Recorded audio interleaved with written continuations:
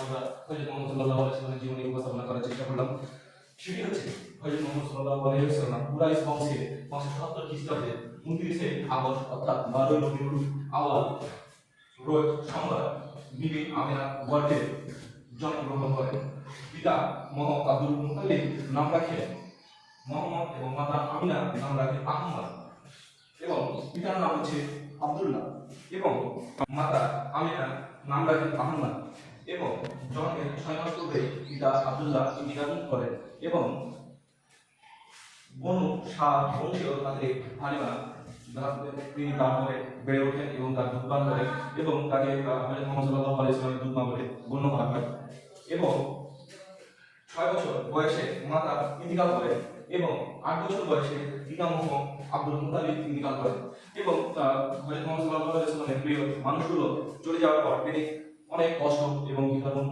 তিনি এবং অনেক কষ্টের সাথে জীবনযাপন করছিলেন। এর মাঝে 25 বছর বয়সে খাদিজা রাদিয়াল্লাহু তাআলা আনহার সাথে 40 বছর বয়সে হযরত মুহাম্মদ সাল্লাল্লাহু আলাইহি ওয়াসাল্লাম 45 বছর বয়স্ক খাদিজা রাদিয়াল্লাহু তাআলা আনহাকে বিবাহ বন্ধনে আবদ্ধ লাভ করেন এবং হযরত মুহাম্মদ সাল্লাল্লাহু আলাইহি ওয়াসাল্লাম চাচার সাথে ব্যবসা বাণিজ্যের সাথে সিরিয়ায় তিনি যেতেন এবং তার যে সুন্দর ব্যবহার এটির সাথে এই মানুষের মন মুগ্ধতা এবং মানুষের মন জয় লাভ করেন। এর সাথে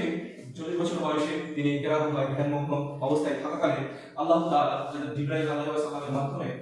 ওহী নাযিল করেন এবং সেই ওহীর সাথে সাথে তিনি ভীত সন্ত্রস্ত হয়ে পড়েন, যেটি হচ্ছে প্রথমে ওহীর শব্দটি থেকে যা এসেছে তা হচ্ছে ইকরা। ইকরা শব্দের অর্থ হচ্ছে পড়ো, পড়ো তোমার প্রভুর নাম এবং এর সাথে সাথে তিনি মানুষের কাছে পরিচিত লাভ করতে থাকেন এবং নবতের পর তাকে তার উপরে চরম নির্যাতন শুরু করে, যা হচ্ছে নির্যাতনের শৃঙ্খলা বলা হয়ে থাকে এবং তিনি এর সাথে সাথে অনেক কষ্টের সাথে সাথে মিরাজে যান এবং হযরত মুহাম্মদ সাল্লাল্লাহু আলাইহি ওয়াসাল্লাম যে তার